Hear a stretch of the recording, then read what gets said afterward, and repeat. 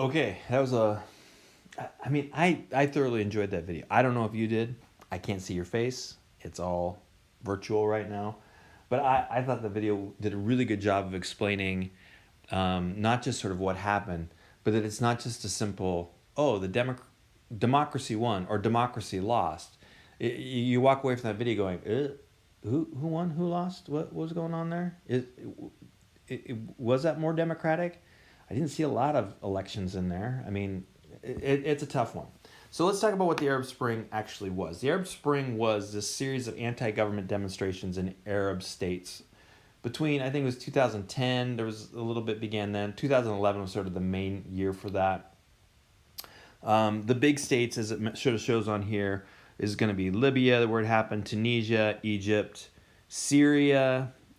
I can't remember if Jordan did it or Jordan reformed. This color here tends to mean that Morocco and Jordan, I think, are the two exceptions, that they sort of saw what was happening and they started the reform process before the demonstrations happened. So before it sort of spread into those areas. There were some places out here, like, I can't remember what that was, at number 2 there. I think it was Qatar or something like that. I can't remember. And of course, we know that one of the outcomes is going to be the civil war in Libya, the civil war in Syria, the civil war in Yemen that we're still really dealing with today. So in Egypt and Tunisia, in both those circumstances, it sort of worked the way the Arab Spring was sort of intended to work. That the people take out to the street, rejecting the government collapses, and democracy steps in. So our whole idea here is, in all these cases, the people want to bring down the regime. Now, obviously, they had different levels of success in different places. Now, you could ask, what was the United States doing during this time? That's a tough one to answer. The general, again, this was the Obama administration. The sort of general public position of the United States was, we support the people. Without really saying that those people that are out there in the streets right now are actually, quote unquote, the people. So what we wanted was nonviolence. We didn't want the governments to start using their militaries against the people. We also didn't want to get too involved because obviously if the United States comes out and is saying that we support the people on the streets, there's going to be a whole range of actors within the country that's going to say, well, then you guys are traitors and you need to be put down anyways. So it's a real tricky sort of thing. You can't just sort of say, democracy is awesome. We're going to send you guys, food and medicine and TVs and all sorts of stuff, because that can create more problems than it solves. There were lots of reasons for taking to the streets, but there was basically one unifying goal. And I think you saw at the beginning of that video is why the Muslim Brotherhood was out on the streets and why some of the other people they interviewed were out on the streets. They both wanted the regime to be gone. They didn't necessarily want the same thing to come, or they wanted different things to come up in its place. That's probably the way I'd phrase this, is that it's really easy to get people to agree on what they don't want. It's really hard to get people to agree on what they do want. One of the unifying goals, though, was self-determination, that the people of Egypt should determine what government they have.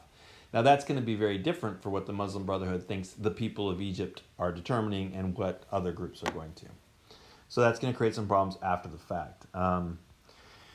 So one of the questions that goes with this idea of self-determination is this idea of defining and mobilizing the people, the who we are.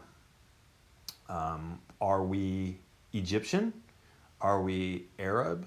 Are we Muslim? I mean, those are all questions that were part of this, as you saw in the crackdown against the Coptic Christians that happened sort of almost immediately after the Arab Spring. That was part of this conversation about who we are. And then, so that's part of this conversation is who we are, and then the idea of ensuring that we have the say in the government. That it's us who gets to determine what the government is and does, not, for example, in the case of Egypt, the military.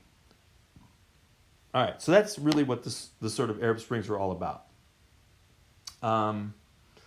So there's some complexities of self-determination that we need to talk about very quickly that pop up. Because again, if you're doing foreign policy and you say, what is our policy with Egypt? Well, what the heck is Egypt? That makes a big difference in terms of how we talk about this. When the United States wants to support the Egyptian people, does that mean supporting the government? Does that mean supporting the people in the streets who actually make up like 10% of the population, but not 100% of the population? Does it mean, who does it mean that is? So complexities of self-determination include, like, how do we define us? We're going to define in terms of nation, ethnicity, religion. So, for example, the Muslim Brotherhood defines the we along these lines. A lot of the people in the streets were defining it along these lines. You can imagine that this plays a role in it as well. So who are the we? Do the people in the streets speak for the whole population? In fact, we saw at one point in that video where there were rival people in the streets at the same time. That's when they were talking about this could maybe turn into a civil war. When we talk about a democracy, what we usually say is we say the people come together and they vote, and that's how we get a government, and that's the people having their say. Well, what if you're not really using elections? How do you know what the people want? Do the people want the old government, Hosni Mubarak, in there, or do the people want Mubarak government gone? Do the people want the new elected president, Morsi, do they want him in there? Or do the people in the street, do they want him out? Who's representing the people? Do the people in the street speak for the whole population? Who speaks for the we if the existing government doesn't? I mean, this is sort of one of the standard ideas about foreign policy is if you're going to talk to Egypt, what you talk to is you talk to a representative of the government. You don't go talk to somebody in the middle of the street. So it would be a little odd, for example, the Obama administration sending an ambassador to the streets to talk to who? Who are you talking to when you're out there? If the United States was going to talk to Egypt, they would send an ambassador to go talk to a representative of the government. So if that's true, then who are these people right here? I mean, what do they have to say in any of this kind of thing? One more thing is that not every we aligns with already existing borders. We're not going to talk about that much today with Egypt, but we are going to talk about that with the Middle East as we move forward in this whole thing. So I do want you to think about this, is that with Egypt, it kind of aligns just the way the Egyptian history sort of happened. The lines around Egypt are pretty much Egypt.